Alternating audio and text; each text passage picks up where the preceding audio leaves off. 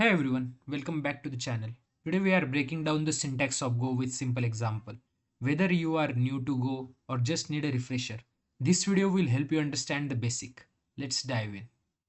So, in every Go program is consist of a package. So, first of all, we define this using package keyword. In this example, our program belong to main package. This is important because Go program must have main package to run. Next, import fmt package using import fmt.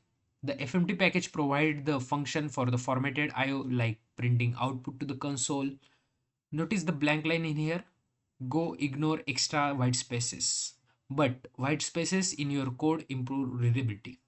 Now we have func main, which is basically our main function. This defines any code inside curly bracket will be executed when program runs. Inside our main function, we have fmt.println hello world.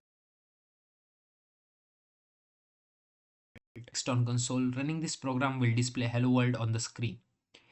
In Go, statements are simple. Each statement is usually a new line, fmt.println hello world.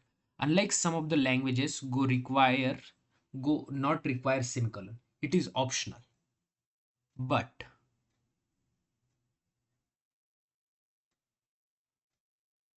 But hitting enter key adds a semicolon by default to the end of the line implicitly, even though it does not show up in the source code.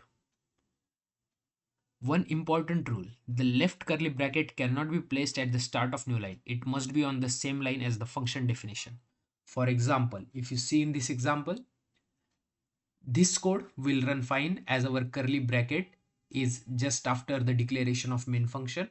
But in this code, as we have curly bracket put on the new line, so it gives us error that unexpected semicolon or new line before our curly bracket. Next, we will looking into the comment of the Go. So single line comment use double backslash. Anything after double backslash on the line is ignored by the compiler.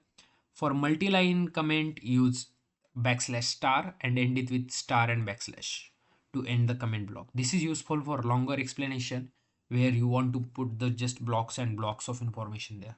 And that's a basic breakdown of Go syntax. Understanding this fundamental element will help you clear and effective Go programs. If you found this video helpful, don't forget to like, subscribe and hit the bell icon so you never miss an update. Let me know in comment what you think about Go syntax. See you in the next video. Happy coding. Bye.